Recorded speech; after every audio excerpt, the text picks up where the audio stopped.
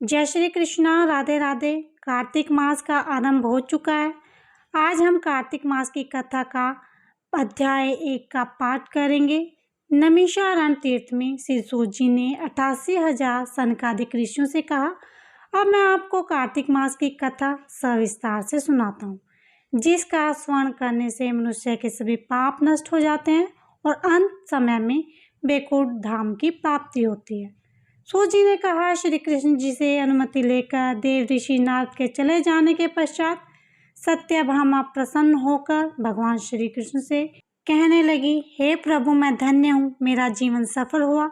मुझ जैसी त्रिलोक्य सुंदरी के जन्मदाता भी धन्य है, जो आपकी 16,000 स्त्रियों के बीच में आपकी परम पत्नी बनी। मैंने आपके साथ नारद जी को ये कल्प वृक्ष आदि पुरुष विधि पूर्वक दान में दिया, परंतु वही कल्प वृक्ष मेरे घर लहराया करता है।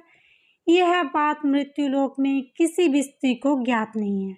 हे त्रिलोकीनाथ, मैं आपसे कुछ पूछने की इच्छुक हूँ।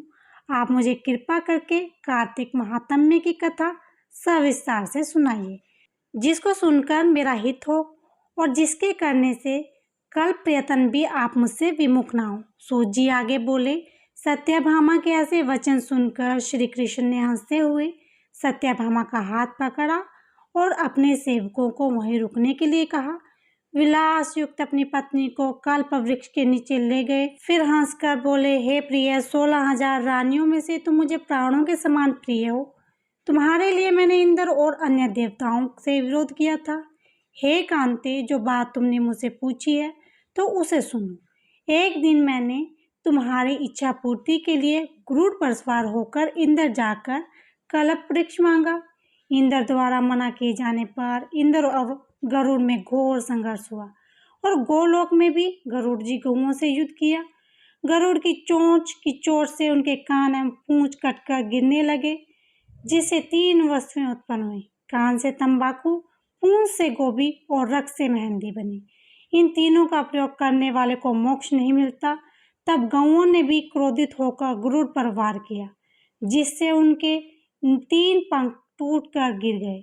इनके पहले पंख से नीलकंठ, दूसरे से मोर, तीसरे से चकवा चकवी उत्पन्न हुए। हे प्रिय, इन तीनों का दर्शन करने मात्र से भी सुफल प्राप्त हो जाता है।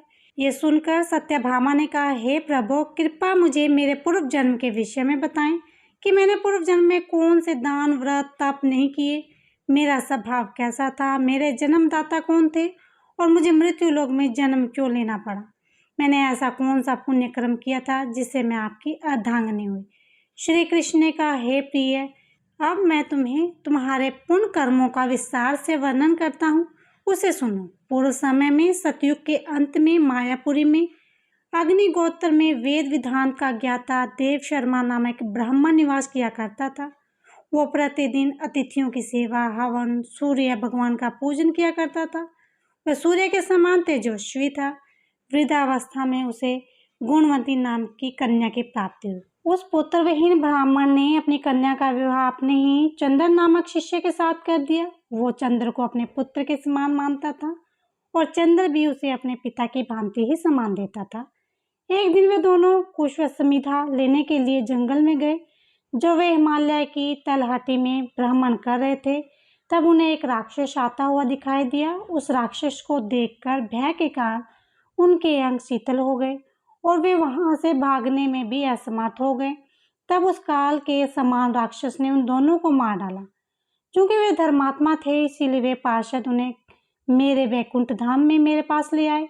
उन दोनों द्वारा आजीवन सूर्य भगवान की पूजा किए जाने के कारण मैं दोनों पर अति प्रसन्न हुआ। गणेश जी, शिव जी, सूर्य देव, इन सब की पूजा करने वाले मनुष्य को स्वर्ग की प्राप्ति होती है। मैं एक होता हुआ भी काल और कर्मों के भेद से 5 प्रकार का होता हूँ। जैसे एक देवत, पिता, भ्राता आदि नामों से पुकारा जाता हूँ। जब वे दोनों विमान पर आरूढ़ होकर सूर्य के समान तेजस्वी रूपमान चंदन की माला धारण किए हुए मेरे भवन में आए, तो वे दिव्य भोगों को भोगने लगे। बोलो श्री कृष्ण भगवान की जय, विष्णु भगवान की जय।